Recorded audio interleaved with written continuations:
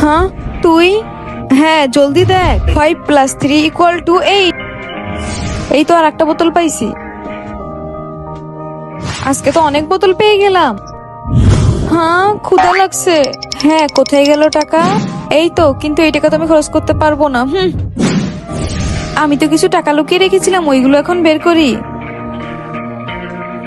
এই তো, এই টাকাগুলো দিয়ে কাজ হয়ে যাবে। ম্যাম, এই নেন ম্যাম। কিসের টাকা? ম্যাম এটা ভিশবির ফিস। ভিশবির কাছে টাকাই নেই। ঠিক আছে, সবগুলো সলভ করো। কিন্তু তার আগে তুমি যদি চাও তোমার মা জান্নাতে যাক, তাহলে ভিডিওটিতে লাইক করে চ্যানেলটি সাবস্ক্রাইব করে দাও। আর যদি চাও জাহান্নামে যাক, তাহলে কিছুই করতে হবে না, আর কমেন্টে মা লিখে যাও। ওই দিনটা আমার খুব ক্ষুধা লেগেছিল।